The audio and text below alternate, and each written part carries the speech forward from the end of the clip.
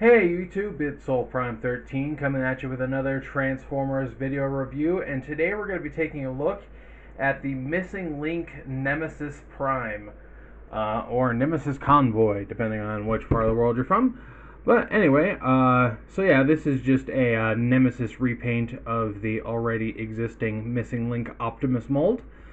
We do get some nice artwork here on the front of the box of him in that traditional jet flying blasting pose.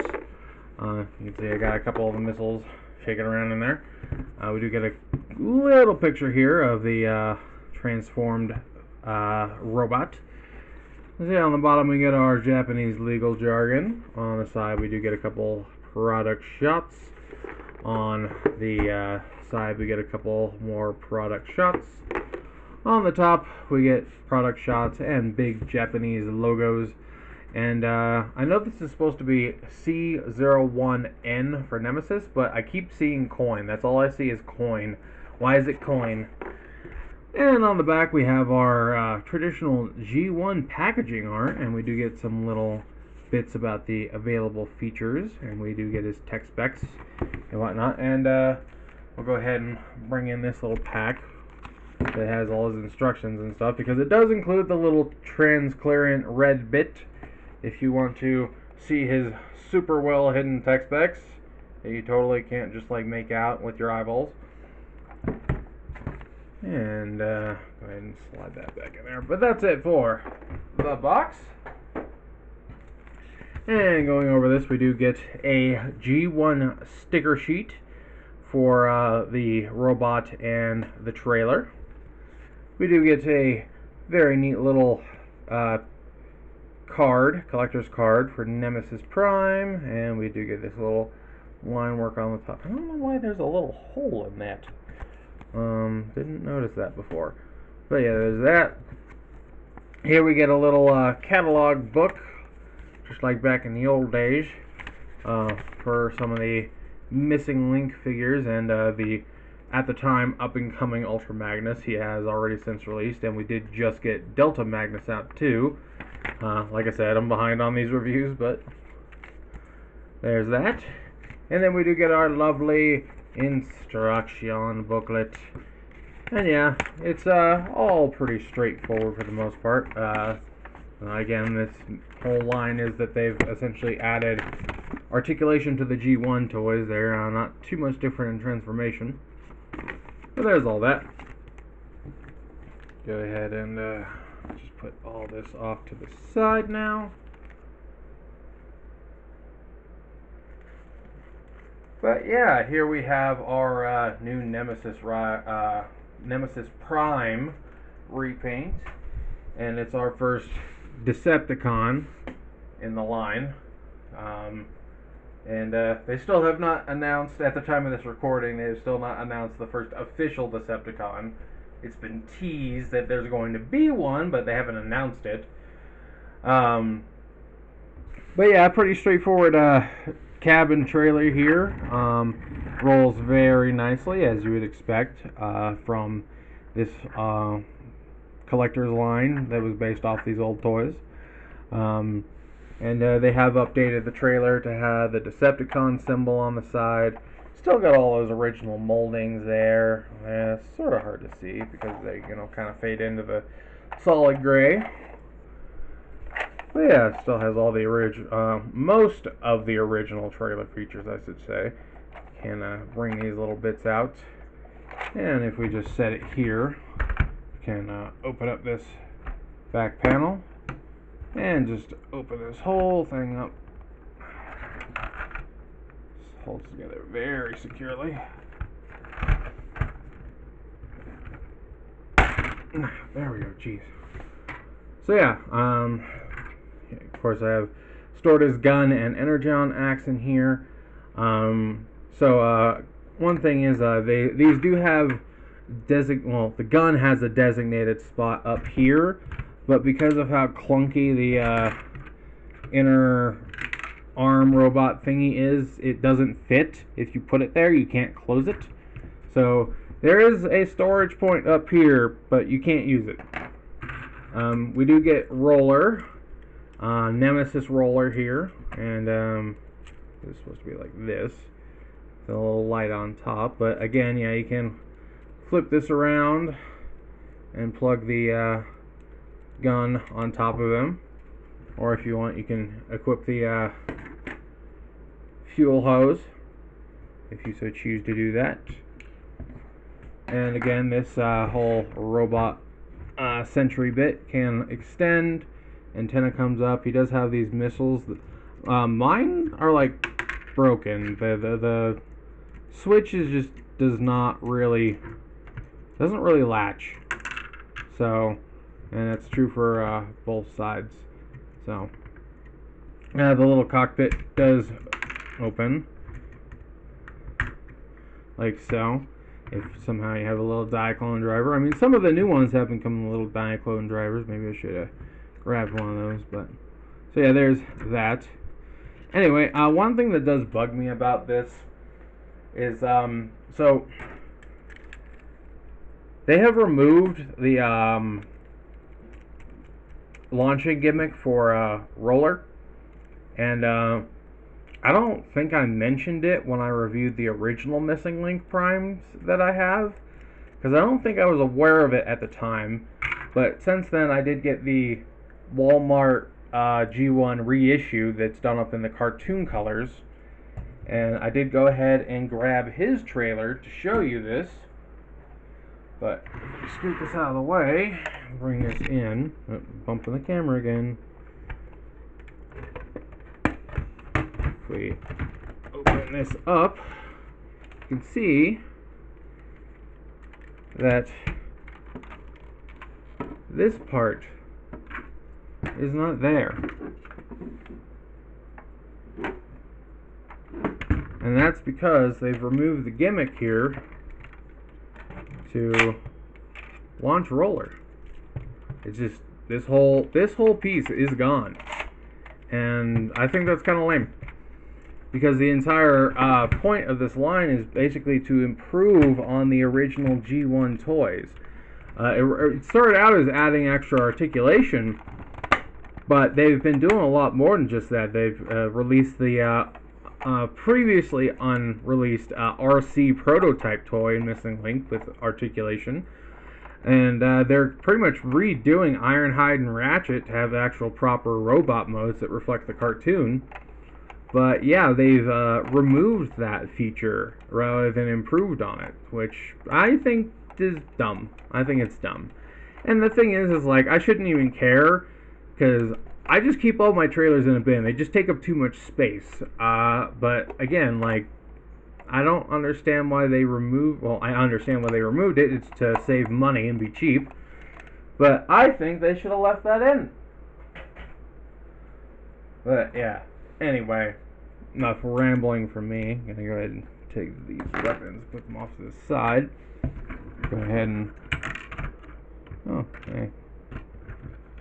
Well, that actually sort of fired. Go ahead and just wrap this all up.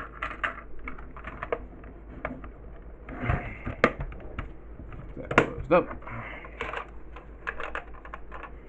Anyway, we'll get the trailers out of the way now that we've rambled on about those enough. My throat's drying out. Anyway, we'll do a quick comparison here.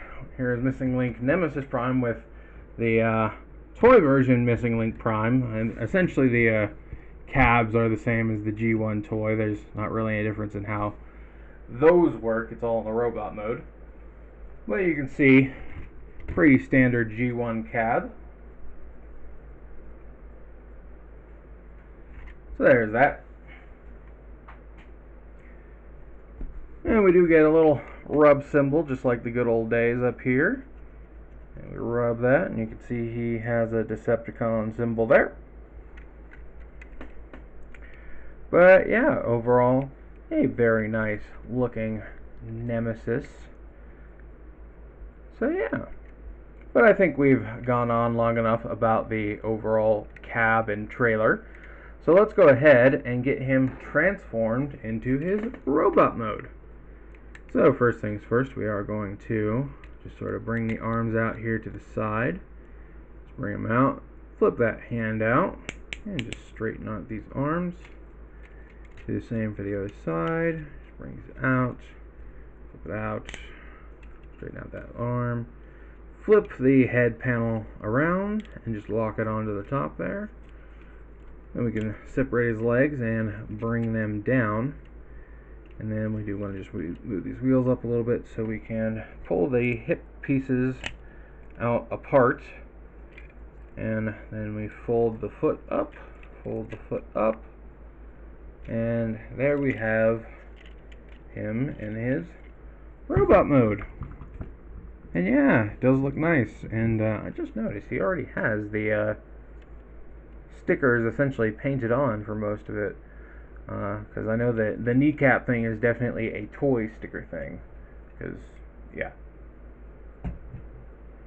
But he does also have the molded bits in his forearms, which I do think those look nice. And then do have not really too much going on in the back, but yeah, overall still a very nice figure. And do get some nice red painted eyes, a little bit of silver there for that head crest. Overall looking quite nice. But we'll go ahead and bring in some comparisons here. So again, here is the reissue of the original unarticulated, well, not unarticulated, but more simplified original G1 toy. And here's our cartoon version Missing Link Optimus. So you can see the differences there.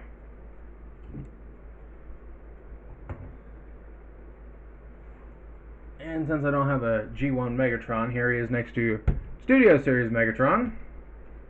Get that hair out of there. So you can see how he compares. And for one more, so here's my previous stand-in, which was a very poorly made KO of the G1 Optimus mold. This thing's so bad that all the joints have locked up. You can see the elbows don't even work anymore. But yeah, I'll be happy to get rid of this now because I have this much better version. But yeah, there he is next to a knockoff Nemesis G1. But we'll go over his articulation real fast. So we do get arms that come out this far. We do also get an shoulder joint there, so you can get very far up at the arm. You get a full 360 at the shoulder, and we do get a ratcheted elbow up to 90 degrees. We do get a full wrist swivel and in and out the wrist for transformation. Opening fingers. We do get a 360 head rotation. No up and down. Well, you can get some up and down if you move that panel, but not really any waste, but that's just the nature of the toy. We do get some hip swivel. We do get a forward kick and all the way back to the transformation. We do get over 90 degrees at the knee, and we do get some ankle movement, as well as down at the toe to the transformation if you want it. You can sort of wiggle these tires up and down depending on how you want them resting. And I think that's about it for the articulation. And of course, we can bring in his weapons. We can give him his traditional rifle, and he does come with the Missing Link axe, which you just open this panel and slide this post into his hand. And then we can just close that up. And he has a nice pink Energon axe. And he does have tinted pink windows here. And I'm sure you can see within we do have one of our most famous little MacGuffins in the Matrix. And it does come out. It does take a little doing there. It is completely done in plastic. It is not die cast. But it is chromed all over. And it does have a metallic purple gem for the inner core. And if you really want to, you can do the whole thing where you put his hands on it and open it up and all that. Everybody who cares about the Matrix will try it. but my battery is blinking at me, so I'm going to try and wrap this up a little faster. But yeah, essentially, you know, everything the original Prime can do, this one can do too. He's just evil now. So is there anything else I should go over? Comparisons, articulation. So yeah, this is just again, this is our quote-unquote first Decepticon. I don't think he really counts because he is just a repaint of Optimus. Don't get me wrong, I'm happy to have this figure. I love my Nemesis figures. I got a few of them over there. But yeah, I really want to see what our actual first Decepticon is going to be. I imagine it's probably going to be Starscream or Soundwave. Because you know, those are some of the most iconic Decepticons, and we're still not really sure if they're going to do a G1 gun Megatron, even if it is a Takara's collector line. We'll have to wait and see how they do that. But yeah, overall, I really do dig this figure. I'm happy to have it, and yeah, not really too much else to say. If you like Nemesis Primes, you're gonna like this. It's just that same Optimus mold in dark colors. It's a great mold, it's a great figure, and again, my only issue is, like, I don't understand why they removed the launching roller from the trailer. But that's really all I have to say about this review, so I think I'm just going to go ahead and wrap this one up. And this is Soul Prime 13 saying transform and soul out.